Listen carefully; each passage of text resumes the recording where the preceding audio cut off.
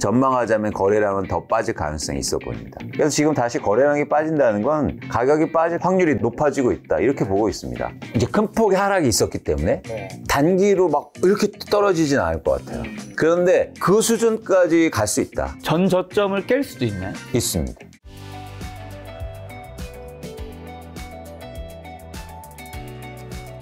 김작가TV 구독자 여러분 반갑습니다. 오래간만에 인사드립니다. 왜 안 불러줬어요? 집값 오른다고 안 부르는 거예요?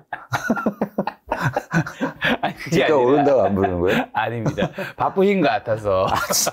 다른 채널에 막 많이 나오고 계시더라고요. 빠질 땐 부르고 오르면 안 부르는 거죠. 아, 지금 제가 잠깐 빠져서 제가 부른 것 같으세요? 아닙니다. 또 독립하신 지 너무 얼마 안 되셨는데 사실 유튜브 출연하는 이런 것들이 사실 크게 돈도 되거나 그런 것도 아닌데. 저는 김작가TV 집처럼 생각하는데 안 불러주더라고요. 말씀하시지 그랬어요.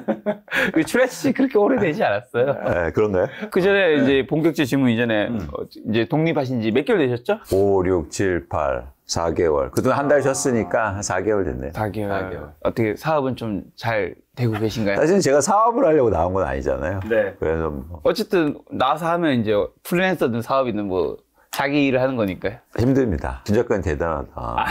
그러니까 이게요, 뭐 이게 있더라고요. 제가 회사만 오래 다녔잖아요. 네네네. 근데 회사 다닐 때는 휴식이 있었어요. 그러니까 회사를 나오면 사실은 휴식이 있었는데 회사를 그만두고 나오니까 없죠. 휴식이 없어요. 없죠. 이게 일과 삶의 경계가 없어지죠. 밥 먹으면서도 일 생각하고. 어쩔 수 없죠. 제가 회사 다닐 때는 모르는 전화번호 안 받았어. 맞아. 네, 뭐지 하면서. 안 받을 그런데 지금은 새벽이나. 왜냐면 그게 고객일 수 있거든요. 무조건 받아. 모르는 전화번호는 꼭 받아. 더 좋아. 아는 번호를 안 받아. 에이, 왜 전화했어? 그러니까 그렇더라고요. 그래서 저는 이 땅에 계신 많은 직장인분들에게 한마디 조언해 주신다면? 직장인들도 그런 연습을 좀 하셨으면 좋겠다. 너무 이렇게 휴식인데도 그래도 공부하시고 그런 연습도 필요하고 더 드리고 싶은 말씀은 정말 사업하시고 자영업하시고 이런 분들 정말 존경스럽다. 이런 말씀 꼭 드리고 싶습니다. 여러분 화이팅! 직장인 여러분들, 자영업들 모두 다 화이팅입니다. 자, 이제 많은 분들이 관심 있는 집 얘기하도록 하겠습니다. 자, 지금 부동산 시장 분위기 좀 어떻고 사람들 심리 이제 9월이죠. 곧 추석입니다. 그렇죠. 이제 또 추석이 오고 또 추석 때 모여서 집값 얘기 하시겠죠. 달래도 이제 난리 나겠죠, 이제. 거 봐라. 그때 작년 말에 올해 초에 내가 사라고 했잖아. 지금 바닥 찍고 올라온 거 안 보이냐? 그렇죠. 이게 저도 사실 자산시장 전망하는데 이건 극한 직업이다. 이게 맞춰도 욕먹고 틀려도 욕먹고 뭐 이런 상황. 근데 이제 제가 계속 드리고 싶은 거는 뭐냐면 여러분들이 이 지금의 과정을 보면서 꼭 아셨으면 좋겠다는 생각이 있는 게 뭐냐면 자산 가격이 빠진다. 여러분 지금 체감하셨잖아요. 그렇죠? 영원히 오르는 자산 가격은 없고 빠진다. 근데 특히 부동산도 빠질 수 있는데 빠지면 사자. 사실 이게 핵심이잖아요. 그래서 왜냐면 그래야 자산의 독립도 되고 사실 내 집 마련도 잘할 수 있다. 그래서 오히려 빠지는 게 어떤 거냐면 자산 가격이 빠질 때가 기회라는 거죠. 그래서 기회에 대해서 여러분들 계속 고민하셨으면 좋겠고 그런 측면에서 시장을 좀 보셨으면 좋겠다. 이걸 이제 전제하고 말씀을 좀 드리고 싶습니다. 최근에 시장 변화는요. 정확히는 이렇죠. 지난해 5월부터 집값이 빠지기 시작했는데 그러다가 올해 1월까지 빠졌고요. 하락폭이 좀 컸습니다. 그러다가 2월부터 거래량도 증가하고 회복했죠. 회복했나요? 네, 회복했죠. 그래서 그러니까 예를 들어서 아주 간단하게 보시면 20억짜리 집이 15억으로 빠졌다가 지금은 18억, 19억. 맞습니다. 네, 이렇게 오른 거죠. 맞습니다. 그러니까 이게 전반적인 모습이에요. 그래서 여기에서 우리가 아까 그 전제한 것처럼 어떤 게 중요하냐면 사실 여기서 더 오르느냐라는 것보다 빠질 수 있어? 이런 질문이 전 더 유효하다고 봐요. 의미가 있고. 그렇잖아요. 그래서 다시 기회가 올 수 있을까? 뭐 이런 측면에서 시장을 보였으면 좋겠다는 생각을 갖고 있습니다. 그러면 이제 또 최근에 시장 변화를 좀 보셔야 되잖아요. 좋습니다. 네. 데이터를 가지고 오셨죠? 네. 이제 가장 중요한 변화는요, 이거예요. 거래량. 그렇죠. 그래서 제가 계속 강조하지만 거래량인데 최근에 거래량이 다시 빠지고 있어요. 그렇죠. 그래서 정확히는 5월에 이게 전국 아파트 거래량인데 4만 건을 기록한 다음에 그 다음에 지금은 3만 6천 건으로 감소하고 있고 제가 볼 때 전망하자면 이건 이제 현상이고요. 전망하자면 거래량은 더 빠질 가능성이 있어 보입니다. 흥미로운 건 뭐냐면 이 과거에도 한번 보실게요. 이게 집값이 빠질 때 어땠습니까? 정확히 거래량이 빠지면서 빠졌거든요.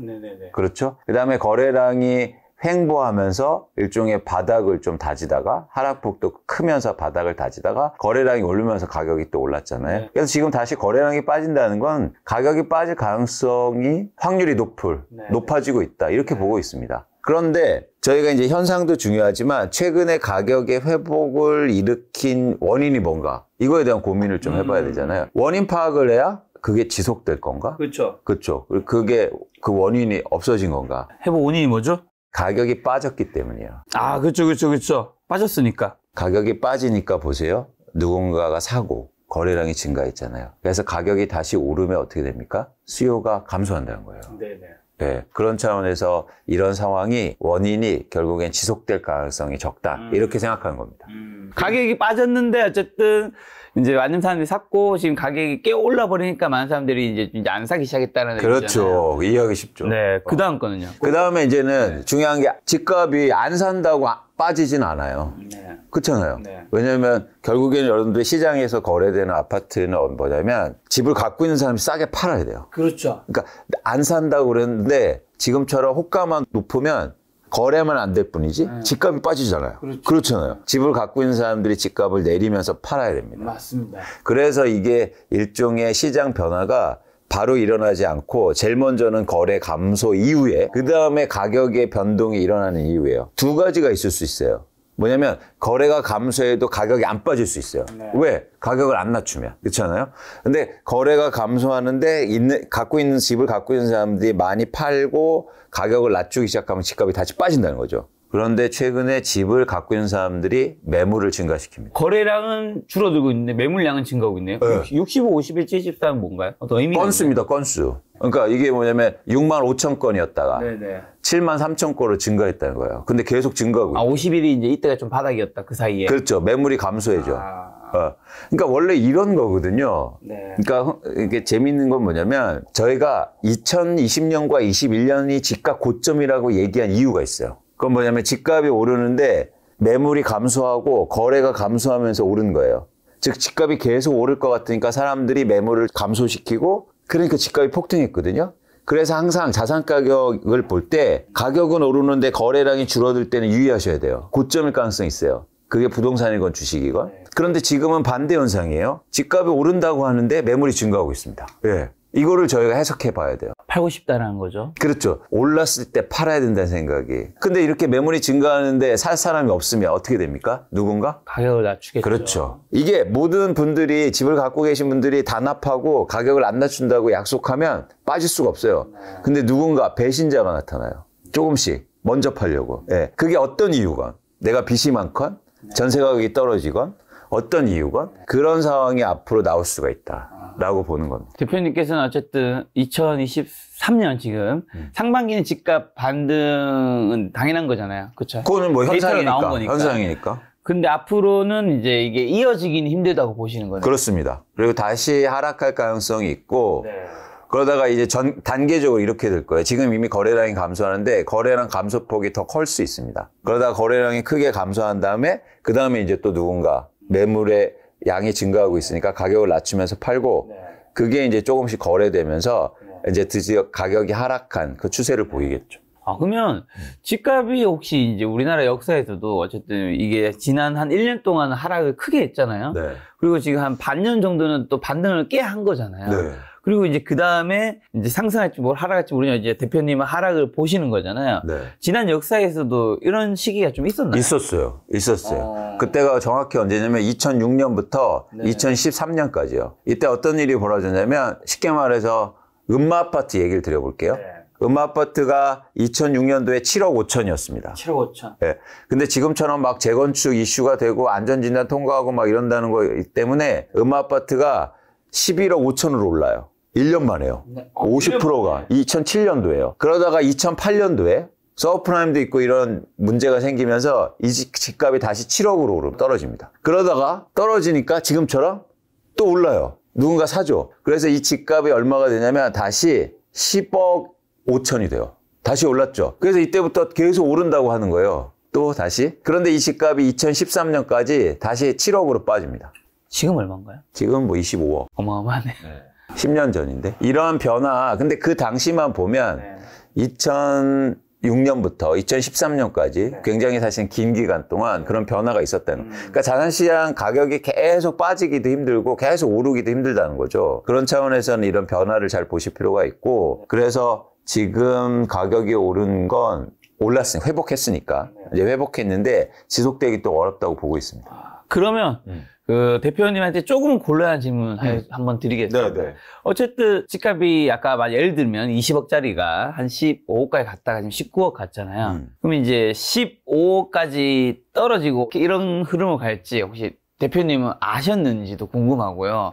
그다음 플러스로 그러면 이제 20억짜리가 15억 갔을 때 샀던 분들이 있잖아요. 지금 어쨌든 수익인 거잖아요. 앞으로 어떻게 될지 모르지만 앞으로 어떻게 되냐에 따라서 이게 이분이 잘 산 게 될 수도 있고 못 산 게 될 수도 있는데, 올해 뭐 1월에 작년 12월에 싸게 사신 분은 잘 산 건가요? 못 산 건가요? 그러니까 제가 아까도 전제해 드렸잖아요. 부동산이 내 집 마련이건 투자 목적이건 가격이 쌀 때 산다, 떨어졌을 때 사자. 이거는 변치 않는 원칙이에요. 이걸 계속 얘기 드린 거고. 그런 기회가 왔고. 근데 그게 15억이 싼 거냐 16억이 싼 거냐는 사실 개인마다 다른 겁니다. 너무 어렵죠. 예, 예. 그런데 어쨌든 가격이 빠졌을 때 산 건 잘한 건데 이번에 되게 어려운 시장이었어요. 왜냐면 그게 빠진 게 한두 건밖에 없었어요. 살 수가 없었단 말이에요. 근데 앞으로는 뭐가 달라질 거라고 보고 있냐면 그렇게 빠진 것들이 저는 양이 많아질 거라고 보고 있습니다. 아까처럼 매물이 증가하잖아요. 이게 보세요. 다시 한번 보여드릴게요. 빠지잖아요. 빠지면서 기본적으로 어떻게 됩니까? 매물이 줄잖아요. 왜냐면 빠질 때 기본적으로 자산 가격이 빠지면 사람들이 안 팔려고 그래요. 왜 그 가격에 왜 팔아요? 생각해 보세요. 왜 강남 아파트를 20억짜리를 왜 15억에 던지겠습니까? 다 안 팔아요. 누군가 급한 사람이 파는 거지. 그렇죠? 그래서 매물은 줄게 돼 있어요. 그런데 이상하게 어떤 현상이 앞으로 이어질 거냐면 가격이 조금씩 빠지고 빠지는데 매물이 증가하는 시장이 나와요. 굉장히 공포스러운 상황일 것 같은데. 그러니까 뭐냐면 이렇게 되는 거예요. 전 지금에 빠졌던 걸 어떻게 규정하냐면 많이 빠졌는데 많이 빠지지 않았어요. 폭은 컸지만 양이 많지 않았단 말이에요. 근데 이제는 빠지는 것들의 양이 많아질 시장이 온다라고 보는 거죠. 매물이 증가하면서. 근데 아까 이제는 이걸 예측했냐 나타냈냐 그걸 답변해 드리자면 사실 저는 이렇게 단기적으로 많이 빠질지 몰랐어요. 그리고 이게 단기적으로 많이 회복할지도 몰랐어요. 단기적으로 많이 빠질지 몰랐기 때문에 빠르게 회복하는 것도 사실 예측이 힘들었던 거죠. 그게 뭐 정책이건 뭐건 상관없이 저는 그 지점에서는 사실 두 가지 다 틀렸다는 거죠. 저는 이게 뭐냐면 지속적으로 빠질 거로 보였는데 갑자기 강남이나 서울 아파트가 막 30~40% 빠질지 몰랐어요. 단기 내에. 그래도 저도 놀랐고. 근데 그렇게 너무 많이 빠지니까 회복하는 속도도 빨랐다는 거죠. 그러니까요. 저도 참 제가 어느 지역에 샀는지 시청자분들한테 얘기한 적이 없기 때문에 집을 2021년 11월에 샀거든요. 네. 그때부터 여기까지 떨어지고 갑자기 또 여기까지 아까 말씀하신 예를 들면 20억이라면 15억까지 뭐 14억까지 갔다가 19억까지 오는 거예요. 근데 생각해 보세요. 만약에 그 빠졌을 때 샀다면.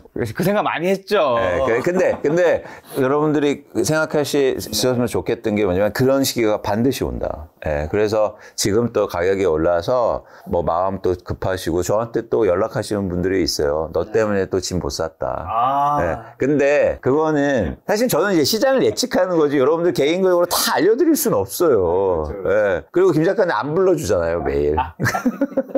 그렇기 때문에 한 달에 한 번 강제 출연하겠습니다. 그러니까 원칙을 갖고 계셨으면 좋겠다. 네. 왜냐하면 이제 자산 가격이 다시 한번 빠지고 부동산 가격 빠지면 계획을 잘 세우셔서 내 집 마련 계획을 세우셨다면 좋겠다는 거죠. 그래서 그러면 이게 매물이 증가하고 그러면 왜 이 사람들이 급하게 팔어 가격을 왜 낮춰 이렇게 이제 질문하셔야 되죠. 그죠? 매물이 그냥 증가해도 가격 올라서 파는 거 아니야? 갈아타기 수요 아니야? 그렇죠. 뭐 이런 거죠. 그런데 뭐냐면 이분들이 결코 편안하지 않다. 집을 갖고 계신 분들이. 첫 번째는 이제 제가 계속 말씀하지만 역전세라는 거예요. 그러니까 뭐냐면 이 투자 목적으로 집을 갖고 계신 분들이 매물을 이렇게 변화시키죠. 내 집을 살고 계시는데 김 작가님이 뭐 가격이 빠졌다고 뭐 사고 또 사고 뭐 가격이 올랐다고 팔고 또 사고 이러진 못하잖아요. 직접 거주하고 계시니까. 투자로 갖고 계신 분들이 이런 변동성을 일으키는데 근데 이제 전세를 끼고 샀죠. 근데 요즘에 이제는 여러분들이 많이 보시는 것처럼 역전세 해소됐다. 전세 가격이 올랐다. 다시 오르고 있다. 이런 얘기를 하고 계시잖아요. 근데 사실 역전세는 지속되고 있어요. 이 말이 되게 틀린 거예요. 역전세는 2년 전과의 가격이잖아요. 그렇잖아요. 전월 대비해서 전세가 올랐다 와. 그래서 역전세 해소됐다는 게 이게 말이 됩니까? 안 되잖아요. 역전세는요, 2년 전 가격하고 비교해야지 월별로 전세 가격이 올랐다고 역전세가 해소되고 있습니다라고 얘기하는 건 논리적 모순이에요. 네. 그렇잖아요. 네. 그래서 실제로 한번 보자고요. 이거는 잠실 송파구의 한 아파트에 갱신 청구권을 사용해서 전세 계약한 사람들이 2년 전 전세 가격보다 얼마에 갱신 계약하느냐 이걸 조사한 거예요. 근데 어떻습니까? 다 마이너스잖아요. 거의 다. 이건 역전세가 지속되고 있는 거예요. 네. 월별로 올랐어도 2년 전 가격보다는 다 빠져서 거래되고 있다. 심지어 갱신 계약도. 그렇죠. 그렇기 때문에 역전세가 계속 지금 노출되고 있고 집을 투자 목적으로 갖고 있는 사람들을 압박하고 있다는 겁니다. 네. 그 이유는 이거예요. 2년 전에 전세 가격이 너무 높았어요. 네, 이렇게요. 그래서 잘 보세요. 이것도 그 아파트인데 네. 전세를, 그러니까 우리가 시장을 이끄는 건 한두 건이 이끌거든요. 그런 것들이 심리를 만들고 이러잖아요. 네. 근데 이게 최고점 16억에 거래된 분이 있어요. 전세가. 혼자서 저렇게. 근데 지금 거래가 10억이 되잖아요. 네. 그러면 얼마를 돌려줘야 됩니까? 6억. 6억이요. 근데 이게 평균적으로 12억 뭐 요쯤에 됐잖아요. 이게 지금 이제 조금 올랐어도 최소한 평균 2억씩은 다 돌려줘야 된다. 네. 그래서 정확히 이게 나타나지 않습니까? 네. 여기 2억이. 그러니까 역전세 문제도 계속 노출되고 있고 2년 전 가격이 언제가 절대 가격이 평균적으로 높았냐면 2022년에 전세 가격이 가장 높았거든요. 그러면 내년까지도 역전세가 지속된다. 그래서 일단 대표적으로 이 역전세 문제가 어쨌든 압박하고 있고 네. 그리고 금리 같은 것도 여전히 네. 높은 상황이고 이런 것들도 사실은 집을 갖고 있는 분들이 편안하지 않다. 왜냐하면 대부분 빚을 갖고 있고 전세를 끼고 살았기 때문에. 그럼 제가 역전세와 금리 말씀해 주신 그 질문 좀 두 가지 드려보면 누군가는 이런 얘기 하더라고요. 이 역전세 문제가 위험하다고 작년 말부터 했네. 올해 상반기부터 엄청 많은 분들이 또 얘기를 했잖아요. 이 위험하다 워낙 많은 전문가들이 얘기했고 유튜브든 언론에 나왔기 때문에 정상적인 집주인이라면 당연히 그러니까 일부 못하는 분도 있겠지만 그에 대한 대비를 하고 준비를 굉장히 했고 그다음에 정부도 어쨌든 정책들을 마련했기 때문에 이 역전세 문제가 뭐 크나큰 문제까지 되지는 않을 것이다라고 얘기하시는 분들도 있던데 어떻게 말씀하시고 싶으세요, 대표님은? 그러니까 역전세 문제가 왜 영향을 있냐면 역전세 때문에 내가 집을 팔아서 돈을 돌려줘야지. 제가 이 말씀을 드리는 게 아니에요. 내가 실제적으로 그동안은 이렇게 전세를 끼고 갭 투자를 해놨는데 전세 가격이 안 빠지고 오르면 네. 심리적으로 굉장히 안정된다는 거죠. 네. 그렇죠? 근데 예를 들어서 그게 5천만 원이든 3천만 원이든 은행에서 대출을 해줘. 어쨌든 내 돈이 나갔어요. 그럼 어떤 거냐면 심리적으로 불안하게 돼요. 불안하죠. 그래서 팔려고 매물을 내놨어요. 야, 이거 언제까지 올라? 나 많이 먹었어. 내놨는데 사러 오는 사람이 없어. 그러면은 그냥 뭐 이 정도에서 팔아도 되잖아. 해야 되나? 네. 그런 사람들이 조금씩 많아지고 그래서 매물량이 증가하고 호가가 내려갈 수 있다는 거죠. 그래서 시장은 뭐냐면 전부가 움직이고 막 급한 사람이 움직이는 것보다 그런 심리가 움직이는데 그런 심리를 움직일 수 있다. 사실은 이런 역전세가 나타나는 건 제가 지난번에도 나와서 말씀드리지만 이례적인 현상이에요.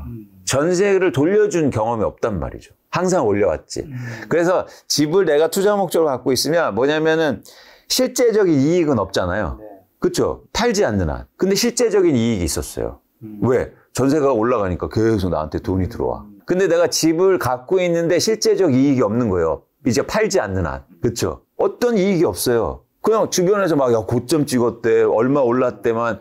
그래, 좋지. 근데 내가 실제적인 이익이 있어요? 없잖아요. 그러면 어떤 생각을 갖게 되냐면, 이게 왜 스펙트럼이 굉장히 넓혀져 있다는 거죠. 아까처럼 서울의 아파트를 모든 사람들이 동시에 산 게 아니고 그 집을 누군가는 5억에 샀을 때고 네. 7억에 샀을 때고 10억에 샀을 때고 그러면 5억 주고 산 사람은 이 정도는 네.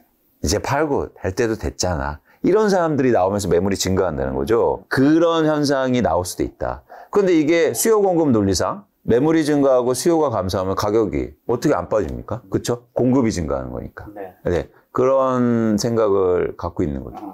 자, 그러면 이제 금리. 이제 연준에서 이제 곧 또 FOMC 하죠. 9월 달에.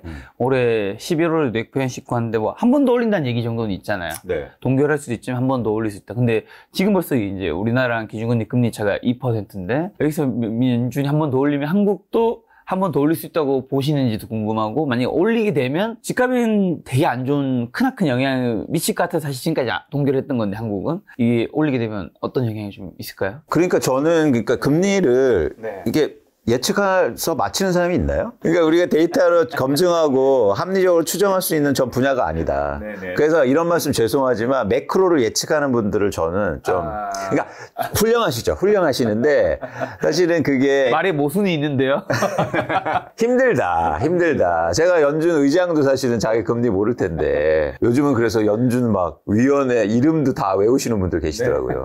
예측하지 안 되는 분들을 전 예측하지는 않습니다. 그냥 대응하면 되는 거죠. 근데 한 가지 저희가 그래서 관심 있게 보는 건 집값이 빠질 때 최근에 어떤 게 있으냐면 사실 금리도 말씀하신 것처럼 김 작가님 말씀하신 금리도 한국에서 못 올렸고 그리고 대출도 규제를 엄청 완화해 줬잖아요. 특례보금자리로 뭐 50년 만기 하면서 실제적으로 LTV도 규제 완화해주고 근데 이렇게 집값이 회복하고 오른 상황에서 그렇게 완화적인 금융정책이 가능할까? 이건 불가능하다. 뭐 금리를 오르거나 이러지 못하지만 여기서 금리를 낮추거나 대출도 규제를 완화하거나 이러긴 힘들다는 거죠. 그렇죠. 이거는 확실하지 않습니까? 90% 이상이잖아요. 그렇죠. 그러면 여러분들이 거기에 대한 대응은 하셔야 된다.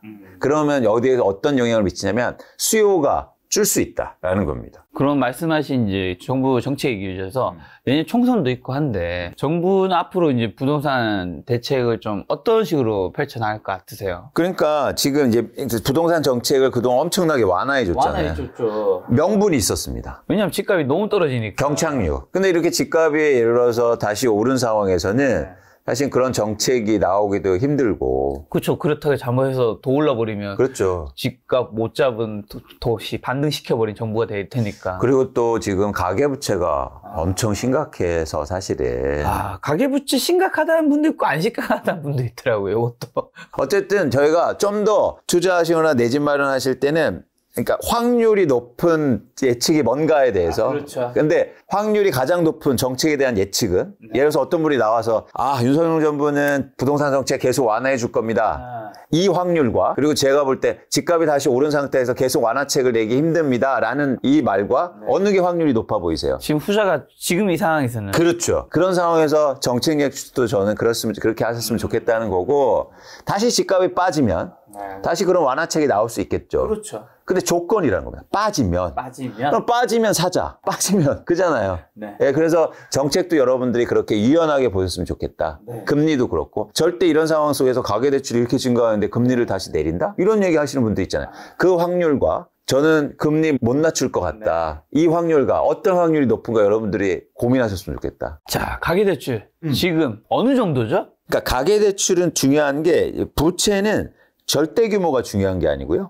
속도가 중요합니다. 속도. 그래서 이 속도가 위험하다는 거예요. 이렇게 속도가 빨랐던 건 굉장히 이례적인 현상이고 2015년부터 2021년까지 최근에 이제 더 속도가 빨라지고 있긴 하지만 전 세계에서 GDP 대비해서 가계부채 비율이 가장 많이 증가한 나라가 이상하게 똑같아요. 중국과 한국이 23%포인트가 올라요. 근데 지금 중국에 문제가 생겼잖아요. 속도가 너무 빨라요. 이거 되게 흥미로운 지점입니다. 뭐냐면 중국은요. 가계부채 비율이요. GDP 대비해서 60%에서 70%밖에 되지 않아요. 그런데도 속도가 빠르니까 문제가 생기는 거래요. 부동산에 문제가 생기잖아요. 근데 우리나라는 절대 규모도 높고 지금 100%가 넘어간 상황이고 그다음에 속도도 빨랐다.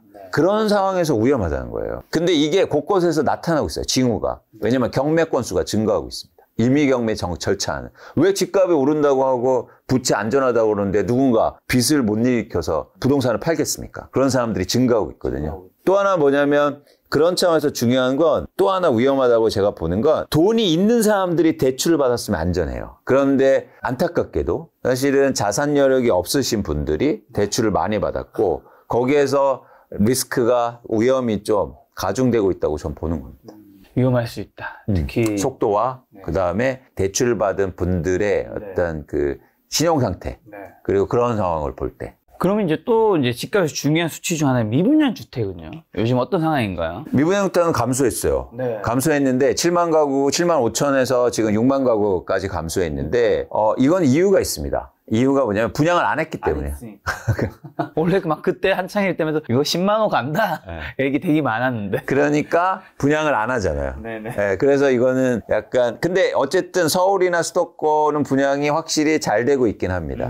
근데 이게 잘 되는 것도 저는 조금 위험하게 봐요. 이 지방은 잘 안 되는데 서울 그렇죠. 잘 되는. 지방 분양 안 하고 이제 수도권을 하고 있는데 왜냐하면 지금 아주 특이한 현상이 나타나요. 같은 동네인데 이 집은 거래되는 집은 10억에 거래되는데 분양을 11억에 해요. 근데 이건 거래가 안 되고요. 11억 분양 아파트는 청약자들이 몰려요. 엄청나게. 새 집이라 그런가? 어떻게 생각하세요? 돈을 적게 내니까. 계약금만 내니까.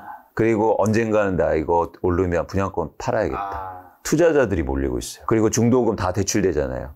DSR 규제를 안 받는단 말이죠. 그래서 왜 얘기 드리냐면 지금 분양받으신 분들이 제가 볼 때 여력이 충분치 않다. 근데 점점 더 가면 갈수록 중도금도 다 대출받으셔야 되고 사실 지금 실거주 의무가 있거든요. 법이 개정되지 않아서.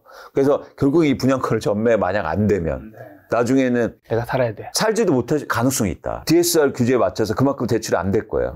본채무로 전환돼야 되는데. 그런 분들이 상당히 비중이 올라가고 있다. 그래서 이거는 약간 허수일 가능성이 있다고 보는 거죠. 분양 시간이 뜨거운 경쟁률도 조금 다시 낮아질 수도. 계속 좋아질 수 있는데 거기서 진짜로 여력이 있고 그런 분들이 분양받는 비율이 줄고 있다는 겁니다. 그럼 나중에는 어떻게 됩니까? 이거 막 분양권이 막 나올 수도 있어요. 오히려 싸게. 빨리 이걸 처리해야 되니까. 이런 상황이 전개될 수도 있다. 이걸 잘 보셨으면 좋겠습니다. 그러면 이제 공급에서 입주 물량은요? 어떤 분들은 지금 이제 이런 것 경기가 너무 안 좋고 하니까 지금 이제 이런 걸 안 해버리니까 이제 몇 년 뒤에는 공급이 되게 부족해져서 오히려 2년, 3년 뒤에는 막 지금 이렇게 하다가 이렇게 다시 확 갈 수 있다. 이게 패턴이 있습니다. 김 작가는 뭐냐면 가격이 막 오를 때요.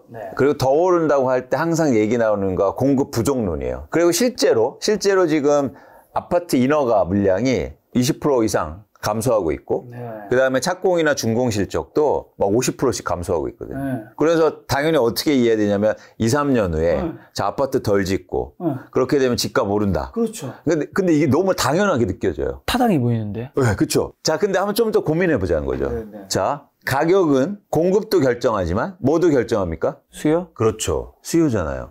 공급이 줄어도 더 수요가 줄면요. 당연히 떨어지겠죠. 네. 그래서 여러분들이 하나만 고민하시면 안 되고 공급이 많은데 공급이 많아도 수요가 더 많아요. 그러면 가격 오르잖아요. 그렇죠. 그렇기 때문에 수요와 공급을 같이 고민하셨으면 좋겠다. 그래서 표를 한번 보세요. 이거는 준공 실적과 아파트 매매 가격 변동률이에요. 일단 한번 볼게요. 2015년, 16년, 17년, 18년도에 공급이요. 역대 최대 물량이요. 이렇게 많이 된 적이 없어요. 근데 이때 집값 오르잖아요. 올랐죠. 공급이 많은데 집값이 왜 오릅니까? 수요가 많으니까요. 반대로 아까 말씀드렸듯이 집값 빠질 때요. 2008년, 9년, 10년도 이럴 때는 집값이 계속 빠지잖아요. 아까처럼 막 강남의 아파트가 30%씩 빠졌다고요. 근데 이게 이 전의 그래프를 보셔야 되는데 이 전에는 아파트 분양, 준공 물량 25만 원이었어요. 그런데 이렇게 많이 줄었는데도 집값 빠지지 않습니까? 왜요? 공급이 줄어도 수요가 더 주니까. 그럼 2022년도에는 집값이 왜 빠졌습니까? 준공이 이렇게 엄청나게 줄었는데? 빠져요. 그러니까 사실은 공급이 엄청 줄면은 집값에 영향은 있겠지만 수요도 같이 고민하셨으면 좋겠다. 근데 이 공급을 받쳐줄 수 있는 수요가 사실은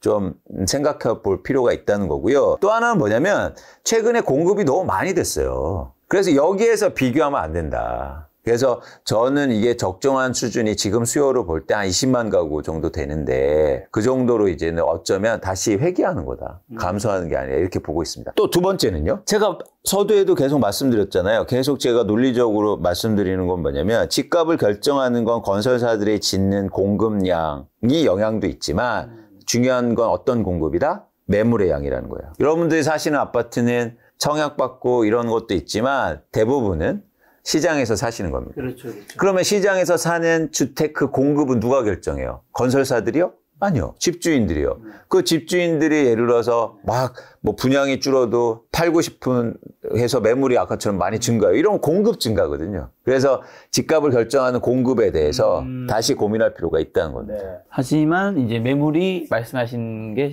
이거 공급 증가잖아요. 증가하고 있다. 그렇죠. 이게 공급이죠. 집값을 결정하는 공급. 그래서 굉장히 직관적이긴 해요. 집을 덜 지으면 집값이 오를 거야. 그런데 그렇게 단순하진 않다. 예, 수요도 고민하셔야 되고 그 다음에 집값을 결정하는 공급은 매도 물량. 네. 이라는 거죠. 자, 그러면 이제 서울을 기준했을 때, 이제 그러면 어쨌든 좀 1년 동안 하락했다가, 지금 반년은 반등했다가, 앞으로는 언제 어디까지, 어쨌든 하락을 얘기하시는 분이니까, 현재 이 상황에서는 언제 어디까지 떨어지고, 언제부터 좀 반등하는 진짜 시점이라고 보시는지. 이것도 제가 계속 말씀드리는 거예요. 왜냐면 집값 바닥이라는 게 절대 가격 기준이 아니라 떨어지고 있는데 거래량이 추세적으로 증가할 때가 네. 그때가 바닥이다. 네. 그게 뭐 5억이 빠졌건 7억이 빠졌건 10억이 빠졌건. 네. 그래서 아까 다시 한번 보여드릴게요. 가격이 빠지고 있는데 가격도 오르면서 거래량이 증가하다가 이렇게 거래량이 다시 떨어지는 건 네. 사실 집값 바닥이 안 왔다는 거예요. 그러니까 가격이 낮은 상황에서 거래량이 막 증가하는 그런 시기가 오거든요. 네. 그런 시기가 집값 바닥이라는 거죠. 네. 그러니까 바닥이라는 의미는 뭐냐면 어떤 조건이 필요하냐면 집값이 이젠 지속적으로 오른다. 떨어지지 않고. 그렇죠, 그렇죠. 그런 시점이라고 개념 규정을 한다면 네. 그러면 집값이 빠져있을 때 거래량이 추세적으로 계속 증가하는 구간이 와야 된다. 이렇게 들쑥날쑥하면 안 된다라는 말씀을 드리는 겁니다. 그게 5억이든 7억이든. 근데 예를 들어서 2억밖에 안 빠졌는데 거래량이 계속 증가해요. 네. 그 상태에서. 그러면 그게 바닥인 거죠. 이건 제가 한 번도 말을 틀리지 않고 그동안 계속 해왔던 얘기예요. 네. 부동산 하락 시작될 때 사실 그 2021년 이제 11월 뭐 그쯤이겠죠. 뭐 플러스 마이너스 몇 개월일 텐데 그때 상승론 얘기하시는 분들이 이제 지금 집값 하락하는 거 일시적 하락이다. 그리고 거래량 많지 않다. 그래서 나는 지금의 하락을 인정할 수 없다. 이런 코멘트 되게 많이 하셨단 말이죠. 근데 실제로 몇 개월 동안 집값이 하락해 버리니까 이제 그분들도 다 차츰 한 명씩 인정을 했단 말이죠. 저는 이제 재테크 채널을 운영하니까 그분들이 처음에 인정하지 않다가 저는 그분들이 다른 의도가 있었다 생각하지 않아요. 많은 분들은 일부러 뭐 이해관계 얽혀있어서 막 그렇게 생각하지 않아요. 진짜로 없어요. 그렇게 믿으셨어요. 아니, 극한 직업이라니까요. 그랬는데 여러분들 이해를 좀 해주세요. 결국에 어쨌든 2022년에 이제 집값이 하락하면 인정했는데 또 이번에 반대로 어떤 전문가 그런 얘기 하더라고요. 이번 반등에도 비슷하게 하락 얘기하시는 분들은 일시적 상승이다. 거래량이 많지 않다고 얘기하는 게 그때 상승 얘기하시는 분들이 일시적 하락, 거래량 많지 않다와 비슷한 것 같다. 점차 이게 진짜 더 상승하면 그분들도 인정을 하게 될 것이다 라는 코멘트를 하더라고요. 그러니까 이게 어떻게 그러니까 이분법적으로 네네. 저희가 그러니까 생각을 안 하셨으면 좋겠다. 네. 그러니까 뭐 상승론자, 하락론자 이렇게 구분하는 것보다 저는 여러분들도 실제적으로 도움되는 거, 막 여러분 뭐 저 사람은 뭐 계속 상승론자, 하락론자 그리고 막 이렇게 욕하시고 이런 게 여러분들의 도움이 안 되잖아요. 그렇죠, 그렇죠. 뭐냐면 다시 한번 강조하지만 자산 가격은 빠진다. 빠지면 그때 사면 된다. 근데 그 지점에서 전 문제의식을 갖고 있다는 거예요. 뭐냐면 계속 오른다고 얘기하면 안 된다. 그렇잖아요. 빠질 수 있다. 라는 가능성을 열어둬야 되죠. 그렇죠. 그래서 그런 가능성이 여러분한테 기회를 주는 거지. 사실은 계속 오른다고 한 지점에 문제의식을 갖고 있는 거예요. 그러니까 저도 계속 빠진다는 얘기를 드리는 게 아니에요. 빠질 수 있다. 빠지면 산다. 그러니까 이렇게 아마 그렇게 물어보세요. 다음에 그분들한테도. 그럼 그런 건 동의할 거 아니에요. 그럼 그게 서로 만나는 지점이에요. 그러니까 사실 우리 똑같은 얘기를 사실 하고 있다고요. 지금. 그렇잖아요. 그게 완전 다르고 막 싸우고 이런 게 아니라. 그래서 여러분들이 그 똑같은 지점에 대해서 고민하시면 됩니다. 근데 이제 여기서 양 의견이 갈리는 거죠. 자, 이제부터 계속 오를 거야. 라는 거고 저는 다시 빠질 수 있어. 그래서 기회가 올 수 있어. 이 얘기를 하는 거죠. 근데 저는 이제 대표님이 다른 데서 이제 토론하는 거 봤는데, 100분 토론이나 아니면 뭐 정치분 하신 분 토론하는 거 있잖아요. 그런 토론보다 훨씬 좋더라고요. 그래도 뭐 상대방 의견을 되게 존중하면서 경청하는 이런 토론들을 대표님이 다른 전문가한테 하는 거 봤는데, 저렇게 좀 저런 아름다운 토론 문화. 아니, 근데 김 작가님 제가 보니까 저도 이제 이러잖아요. 그런데 나가면 미리 막 정치하는 분들 막 하신 다음에 제가 가서 또 얘기하고 이러잖아요. 전 그 정치 얘기가 많은 분들이 거기에서 토론이 아니다, 뭐 싸우고 있냐 이런 이유에 대해서 공부하는데 그것도 제가 경청하면서 그 원인을 알았어요. 뭔데요? 근거가 없는 얘기를 해요. 자기 주장만 하고 근거를 얘기하고 근거를 주장을 해야 되는데. 그렇죠. 어떤 그게 틀리던 맞건. 그렇죠, 그렇죠. 그게 중요한 게 아니라 근거를 갖고 뭐 숫자라든지 증거를 갖고 얘기해야 되는데 주장하고 비난하고 이러다 보니까 사실 토론이 안 되는 거죠. 그런데 경제를 얘기하거나 이럴 때는 당연히 이렇게 숫자로 얘기하고 근거를 갖고 얘기하니까 사실은 저도 이렇게 반대쪽에서 하는 얘기가 재밌더라고요. 그래서 김 작가님도 한번 해보세요. 저만 초대하는 게 아니라 그분 한번 더 모셔서 같이 김 작가님 빠지시고 저하고 이렇게 둘이 한번 얘기하는 그런 것도 재밌어요. 제가 진행을 하면서 이강수 대표님과 누구로 할까요? 여러분이 추천해 주세요. 반대쪽에 상승 얘기하는 분이야 되지 않겠습니까? 그러니까 같이 여러분 한번 추천해 주세요. 알겠습니다. 요즘 상승 얘기하시는 분들 몇 분 이제 김광석 교수님도 있고 몇 분 계시기 때문에 한번 자리 마련하도록 하겠습니다. 그럼 이제 좋습니다. 어쨌든 지금 집값 하락 얘기하시는데 또 요즘에는 한국 집값이 일본처럼 된다고 주장하시는 분들이 요즘에 좀 다시 좀 늘어나셨더라고요. 일본처럼 뭐 20년, 30년 장기 불황으로 뭐 안 좋아질 수 있다는데 그런 의견은 아니신 것 같아서 근데 여쭤보고 싶어요. 아니 그것도 제 계속 얘기잖아요. 절대 아니다. 절대 아니다. 절대 아니다. 왜 절대 아니죠? 절대는 또 아닐 수도 있잖아요. 그렇죠. 근데 제가 일부러 강조하기 위해서 길수가 일 수도 있죠. 일 수도 있는데, 그러니까 저는 이거 어떤 얘기를 하냐면, 저는 명확하게 말씀드립니다. 전 장기 전망하지 않는다. We are all dead in the long run. 장기에 모두 죽고 없는데 왜 장기 걱정을 하고 있냐. 애널리스트는 원래 그래요. 3년과 5년 전망만 합니다. 3년과 5년. 10년 전망을 하지 않아요. 어쨌든 우리나라 집값이 이제 과거부터 지금까지 우상향했잖아요. 네. 지금이 사실 인구 저출산이 되게 심각하잖아요. 이게 그냥 심각한 게 아니라 지금 0.7명. 상반기 2023년. 그 다음에 0.6명 간다는 얘기했대요. 서울은 0.58명이에요. 0.68명인가 엄청 낮았거든요. 그만큼 서울의 집값이 너무 비싸고 살기 힘들어서 아마 안 온다는 의미인 것 같고. 그 다음에 고령화도 되게 심하고. 그 다음에 마지막으로 어쨌든 한국도 이제 저성장 국가로 접어들었잖아요. 그러면 이제 인구도, 그 다음에 소득도 이게 되게 부동산 집값에서 굉장히 중요한 데이터들일 텐데 이게 다 이제 안 좋은데 앞으로 집값 특히 저성장인 것들은 영향을 좀 미치지 않을까 싶기도 한데. 그러니까 김 작가님 저는요, 그러니까 뭐 경제학자도 아니고 네. 제가 학생들 가르치지도 않고 저는 실제 시장을 분석하고 그렇죠. 그렇잖아요. 그렇죠. 그래서 제가 경제학자고 뭐 학생들 가르치고 이러면 그런 것들 다 감안해서 얘기하겠죠. 그런데 중요한 건 뭐냐면 전 자산시장을 논할 때는 변동 원인에 대해서만 주목해요. 그러니까 무슨 얘기냐면 저출산, 고령화, 저성장 이거는 뭡니까? 지속되었잖아요. 그렇잖아요. 저출산이 하루 이틀 일입니까? 계속 된 거예요. 0.9, 0.8, 0.7 뭐가 저출산이에요? 어디가 더 저출산이에요? 0.9 했을 때도 저출산이라고 그랬어요. 0.7도 저출산이에요. 그럼 나중에 0.5가 되면 0.7은 고출산이에요. 지속되는 건 변동 원인이 될 수 없다. 성장도 마찬가지예요. 우리나라가 한때는 8% 성장이었어요. 5% 성장이에요. 3% 성장할 때 우리나라가 뭐라고 하냐면 저성장 국가래요. 근데 이제는 앞으로 1% 간다는 거잖아요. 그럼 3%가 뭐가 됩니까? 고성장이에요. 이렇게 지속되는 건 자산시장에서 변동을 얘기할 때는 의미가 없다. 결국에는 수요 공급이 만나서 가격을 결정하는데 그런 차원에서 너무 이렇게 지속되는 변화. 그러니까 일시적인 변화를 논해야지. 지속되는 변화에 대해서 여러분들이 크게 이런 것들은 책 읽으시고 뭐 이러시는 거 좋은데 그것 때문에 내 집 마련을 결정하는데 영향을 받지 마시라. 빠지면 사고 네. 오르면 좀 조심하고 네. 이러시는 걸로 충분한다. 거기에다 대고 빠지는데 부부 만나서 얘기하시는데 저출산이야. 누가 집을 사 지금. 이렇게 하시면 안 된다.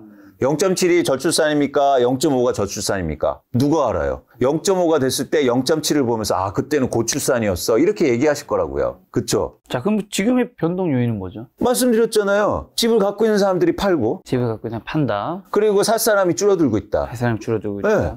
끝. 요 데이터가 다시 또 바뀌면? 그러면 유연하게 또 대응하고 그리고 거래량 보시고 저출산의 거래량이 무슨 상관이 있습니까? 아마 대표님도 이제 애널리스트 출신이시기 때문에 또 부동산 관련된 뉴스 그다음에 유튜브 신문 기사 같은 거 엄청 많이 보실 텐데 이런 거는 우리가 좀 현혹되거나 속지 말아야 된다 이런 거 있을 수 있잖아요. 워낙 이제 기사도 어쩔 수 없이 다국적 뽑다 보니까 이제 좀 왜곡되게 표현할 수도 있고. 첫 번째는 뉴스 기사들이 사실 굉장히 많아요. 이게 부동산이나 자산 가격의 뉴스가 매체에서 언론 매체에서 좋아하는 이유가 있어요. 그건 뭐냐면 매일 가격이 바뀌죠. 그러니까 뉴스 내기 좋아. 뉴스거리가 있죠. 그렇죠. 맨날 고점이다, 저점이다, 폭락이다, 폭등이다, 뭐 맨날 주식도 마찬가지. 항상 변하니까. 사실 그 기업은 어제나 오늘이랑 비슷할 텐데. 세상에 이렇게 뉴스가 많은 데가 없습니다. 가격이 계속 변동되니까. 네. 그래서 자산시장의 뉴스가 많은 이유예요. 네. 두 번째는 뭐냐면 사람들이 관심이 많잖아요. 그러니까 사실은 뉴스가 막 쏟아지는데 이 뉴스가 단점이 있어요. 그러다 보니까 너무 단기에만 치중해 있어요. 예를 들어서 이런 거죠. 집이 공급이 부족하다. 그건 어디하고 비교한 겁니까? 전년하고요. 근데 제가 욕한 거 아닙니다. 지난해하고 비교하잖아. 근데 만약에 지난해가 너무 많은 거였다면 당연히 올해는. 근데 올해만 보고 기사가 날 거 아니에요. 그렇기 때문에 여러분들이 보실 때 특히 기사의 수치를 검증하실 때 좀 장기로 보셨으면 좋겠다. 그 지점을 말씀드리고, 두 번째는 뭐냐면 확증 편향의 위험이 있습니다. 내 의견에만 하는 것들이 유튜브에만 올라오고, 여러분들이 집값 떨어진다고 그러면 제 유튜브만 보실 거 아니에요. 맞아. 계속 떠. 계속 떠. 그 다음에 집값 오른다는 분들은 계속 또 그분들 유튜브 계속 보고. 그잖아요. 이거 경계해야 된다. 왜냐면 오히려 집값이 내가 떨어진다고 보는데 그럼 집값이 오른다는 사람들의 놀리는 뭐지? 그래서 전 그런 뉴스만 봅니다. 저하고 의견을 같이 하는 분들은 사실은 안 봐요. 그래서 그런 것들을 통해서 여러분들이 다시 한번 고민해보고 비판적으로 생각해보고 오히려 그게 여러분들이 도움이 된다. 자, 그럼 말씀해주신 집값이 여기서 오를 수도 있잖아요. 네. 그렇죠? 네. 그리고 앞으로 계속 계속 오를 수도 있잖아요. 네. 대표님이 당연히 틀릴 수 있는 거고. 네. 여기서 오른다면 뭐 때문에 오를까요? 오르면 아까 말씀드린 것처럼 다시 팔려는 사람들이 매물을 줄이고 호가를 올리고 그런 상황 속에서 사는 사람들이 이제 막 그값 오른다고 생각하면서 그 가격을 따라잡으면서 올리겠죠. 그래서 중요한 트리거는 뭐냐면 계속 얘기했지만 매도 물량이에요. 매도 물량이 줄기 시작하면 가격은 오를 거예요. 그래서 매도 물량을 의미 있게 보시라 라는 말씀을 꼭 드립니다. 결국 수요와 공급의 심리 싸움 같은 거네요. 심리 플러스 실제적인. 왜냐면 심리는 어디에서 옵니까? 실제적인 영향부터 올 거 아니에요. 아까처럼 뭐 금리도 오르고 이게 심리를 움직이잖아요. 그냥 내 마음에 혼자 움직이지는 않아요. 어떤 이유가 있기 때문에 움직이는 거죠. 그 이유들을 생기면서 근데 이 이유들에 대해서 여러분들이 고민할 필요는 없다. 현상만 보시면 된다. 그렇잖아요. 그래서 현상에 주목하고 유연하게 생각하시고 그랬으면 좋겠다는 말씀 드립니다. 자, 새마을금고 사태. 현상은 어떻게 보고 이게 향후 이제 부동산에 큰 문제가 될 수 있을까요? 새마을금고는 일단은 문제가 되게 커졌었잖아요. 근데 그 문제가 해결된 게 아니에요. 그 문제가 뭐냐면 부동산 PF 문제였는데 그렇죠. 지금 뭐 특히 지방 같은 데가 문제인데 부동산 PF가 문제가 발생한 근본 이유는 쉽게 말해서 땅을 비싸게 주고 샀기 때문이에요. 근데 땅을 비싸게 준 산대는 대부분 지방이 많아요. 그렇기 때문에 그런 이제 금융권의 부동산 PF가 계속 문제가 되는 거죠. 근데 이게 저희가 말하는 부동산, 즉 부동산 가격에 영향을 미칠 거냐, 여기하고 전 연결곡점은 크지 않다고 보고 있어요. 부동산 PF가 막 문제가 생겨서 건설사들이 아니면 시행사들이 어려워진다고 그래서 가격이 빠진다? 연결고리가 없습니다. 사실은. 많지 않다는 거예요. 심리적으로는 영향을 좀 미칠 수는 있어도 크진 않다. 그래서 부동산 PF 문제가 커집니다. 근데 이것 때문에 집값이 빠질 겁니다. 이렇게 보고 있지는 않아요. 부동산 PF 문제가 커질 겁니다. 라고 전 끝. 이거하고 집값하고는 좀 다른 얘기다. 예. 자, 오늘 이제 서울 얘기해 주셨는데 5대 강력시만 좀 점검해 볼게요. 부산, 울산, 대구, 강주, 세종, 대전. 부산부터 시작해 볼까요? 일단 최근에 부산의 가격이 회복하다가 썩 또 뭐 이렇게 떨어지기도 하고 이런 변동성을 좀 키우고 있어요. 결국에는 제가 볼 때 지방이 그러니까 이런 광역시의 서울하고 수도권하고 가장 큰 문제는 뭐냐면 지금 시장은 실수요가 움직이잖아요. 그게 실수요가 뭐 생애 최초건 갈아타기 수요건 어쨌든 내가 살려는 수요. 근데 지방은 실수요가 어떻습니까? 적잖아요. 절대적으로. 그렇기 때문에 반등도 사실은 짧고 주기가 그리고 떨어지는 것도 좀 더 빠르게 나타날 수 있습니다.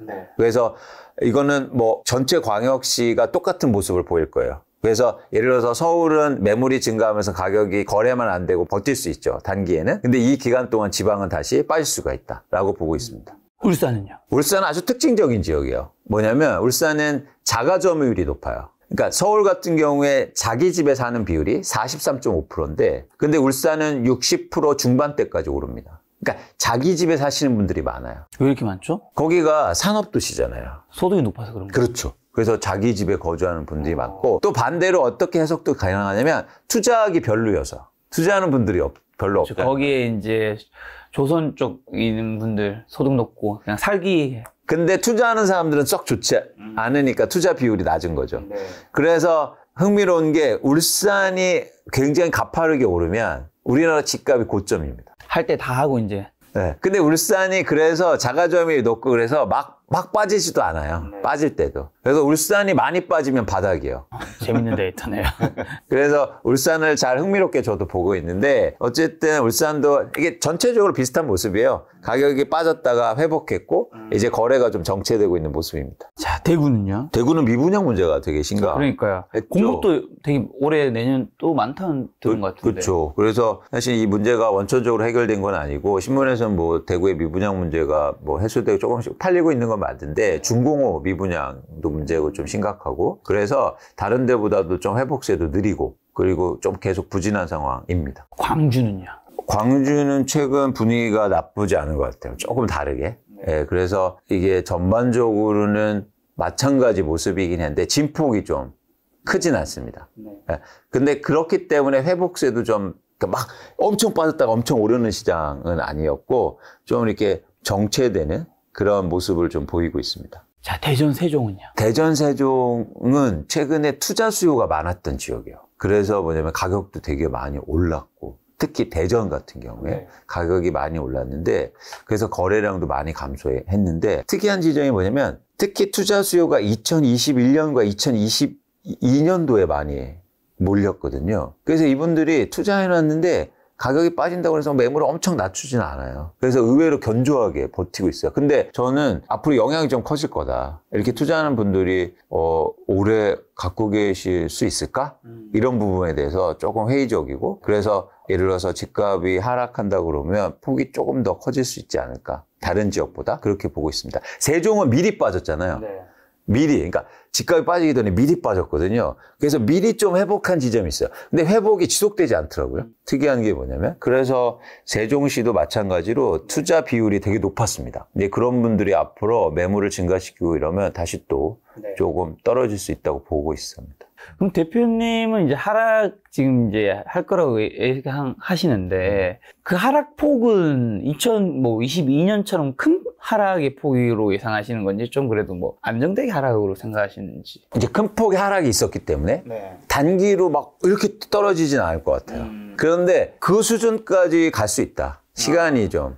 시간은 길어져도 그 하락 거기까지는 다시 갈 수 있다. 그렇죠. 그러면서 어떤 과정이 있다? 매물이 그 가격대의 매물이 많아질 수 있다. 지금은 한 건이었는데 그게 이제 두세 건이 될 수가 있다. 그럼 이번에 하락은 전 저점을 깰 수도 있나요? 있습니다. 저는 있다고 봐요. 매물이 많아지면서 이제. 그렇죠. 그 다음에 뭐냐면 실수요가 더 줄었거든요.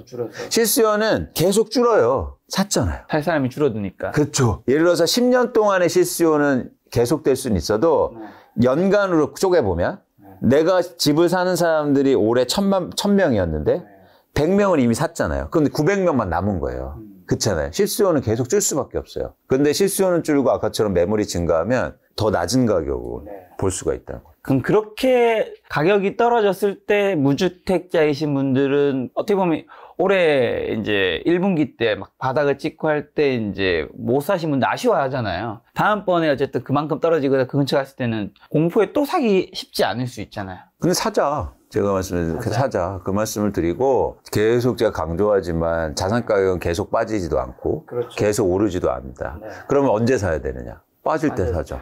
네, 그게 너무 심플한데 근데 최근에 빠졌을 때는 사기 힘들었어요. 사실은 공포가 너무 작았으니까 거래가. 그렇죠. 그리고 그 빠진 게 몇 건 안 됐단 말이야. 네, 근데 제가 볼 때 훨씬 좋은 기간이 올 수 있다. 좋은 기회가 지금 오고 있다. 그런 어떤 양이 많아지는. 자, 지금까지 그럼 내용을 요약하는 마지막 질문으로 그럼 지금 이 상황에서 무주택자, 1주택자 분들 좀 어떻게 해야 될까요? 구체적인 계획을 세웠으면 좋겠다. 왜냐하면 구체적인 계획을 세워야 저희가 실행할 수 있잖아요. 그렇죠. 그래서 여러분들이 제가 계속 말씀드리고 있어요. 뭐냐면 제 레포트나 이걸 통해서 그 내 집 마련 계획을 세우시라. 그래서 여러분들이 살고 싶으신 아파트 10개 정도 딱 고르셔서 그 아파트의 변화도 보시고 그 아파트가 지금 매물이 어느 정도 증가하고 그다음에 가격은 어떻게 변화하고 거래량은 어떻게 되는지 거래량이 줄어든다는 건 가격이 올라도 떨어질 가능성이 높다는 걸 얘기하고요. 그래서 나는 이 가격대에 오면 사야지라는 계획을 구체적으로 세우셨으면 좋겠다. 그게 예산하고 딱 돼서 지금의 대출 수준 이런 거 감안하셔서 그래서 여러분들이 지금은 좋은 기회가 오고 있다. 좋은 기회를 잘 하셔서 내 집 마련하셨으면 좋겠다는 말씀을 꼭 드리고 싶습니다. 1주택자 분들은요? 지금 갈아타기. 그러니까 1주택자 분들이 조건이 있어요. 조건이 뭐냐면 가격이 떨어질 때 1주택자 분들이 어떤 분들이 좋냐면 가격이 떨어질 때 보셨잖아요. 비싼 게 많이 떨어진다고요. 그렇잖아요. 그래서 그러면 내가 좋은 지역으로 이동하기 좋잖아요. 그래서 가격이 빠질 때는 내가 좋은 지역으로 옮길 때라는 분들은 떨어질 때 하시고 지금처럼 가격이 반등할 때는 예를 들어서 내가 뭐 과도하게 비싼 집이나 큰 집에 살고 있는데 사실 오를 때는 이 집값이 더 많이 오르잖아요.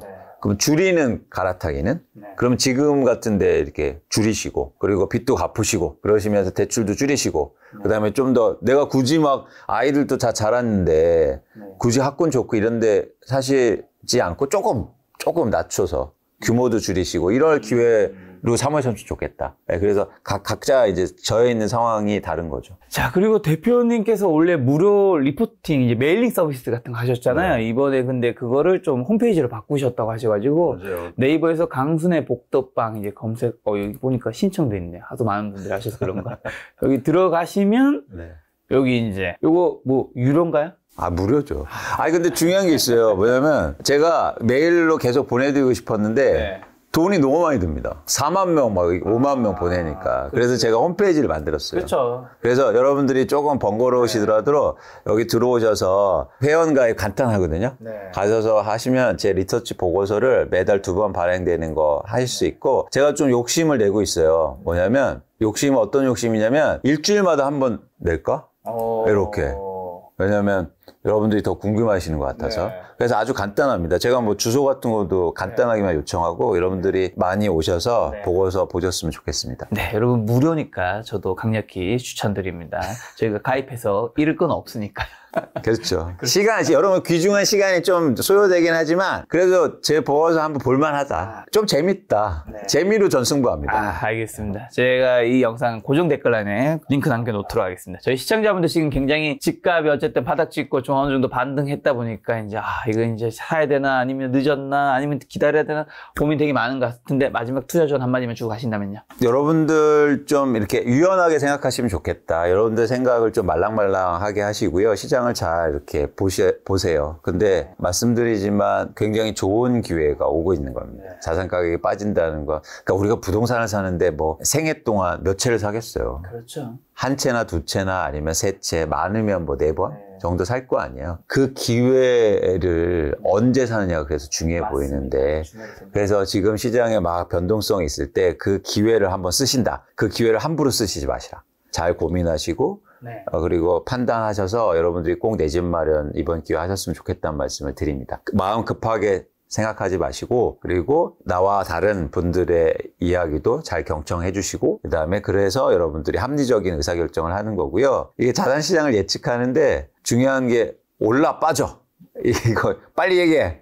맞았어 틀렸어. 사실 그거 중요하기도 하죠. 그런데 그거보다도 그게 여러분들의 뭐 내 집 마련을 도움을 드릴 수는 없어요. 다 얘기 잘 들으시고 합리적으로 의사결정하고 어쨌든 좋은 기회가 오고 있다. 이 기회를 잘 활용하셔도 좋겠다는 말씀 드립니다. 알겠습니다. 대표님과는 다음 달에 바로 뵙도록 하겠습니다. 오늘 만난 회원님은 강순의 복덕방의 이강수 대표님이었습니다. 지금까지 소중한 시간 함께해 주셔서 정말 감사합니다. 오늘도 김 작가였습니다. 고생 많으셨습니다. 고맙습니다.